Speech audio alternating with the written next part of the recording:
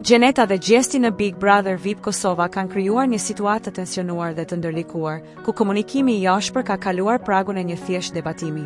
Gjatë emisionit të ditës së djeshme, ish konkurrentja finaliste Gjeneta i dha Gjestit një deklarat bombë, duke thënë se ai nuk di t'i lidhë dy fjalë.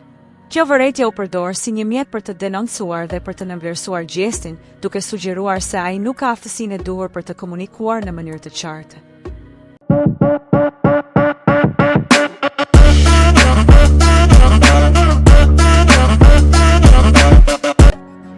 Siç duket, kjo deklaratë e Gjenetës nuk i ka shpëtuar pa e parë e dëgjuar as motrës së Gjestit, Blerinës. Kjo e fundit, përmes llogarisë së saj në TikTok, i ka bërë dis Gjenetës duke ju dedikuar disa story edhe video. Blerina ka thënë se emri i Gjestit po përdoret nga persona që sot janë jashtë vetëm për të marrë vëmendjen. Kush po fol e kush po don famë me emrin e tjetrit, në pamundësi që me bë me emrin e vet, shkroi ajo në një postim tjetër. Menjëherë, ka pasur një përgjigje kundër nga Gjeneta, e cila shkroi si për një abetareje, ju sugjeroj të bleni një abetare deri në 2025, besoj që e mësoni shkrimin dhe leximin. A është ky një dis i hapur nga Gjeneta, jo vetëm për Gjestin, por edhe për motrën e tij? Në anën tjetër, motra e Gjestit ka publikuar edhe video të tjera me tekste që përmbajnë fraza dis.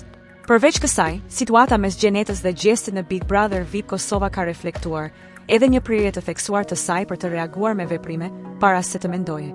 Në mënyrë të qartë, ajo ka maltretuar dhe bullizuar Gjesti, duke shfaqur një impulsivitet të theksuar që bazohet më shumë në veprim se sa në mendim të thellë. Reagimet e saj, që tejkalojnë një diskutim të matur, e bëjnë situatën edhe më të ndërlikuar dhe ngret çështje serioze rreth mënyrës së komunikimit. Nëse ju pëlqeu kjo video, mos harroni të bëni like, të lini një koment dhe të shpërndani me miqtë tuaj. Për më shumë përmbajtje interesante, klikoni butonin subscribe dhe mos harroni të aktivizoni njoftimet duke shtypur ikonën e zilës. Vizitoni kanalin ton për të mos humbur asnjë video të re. Ju presim!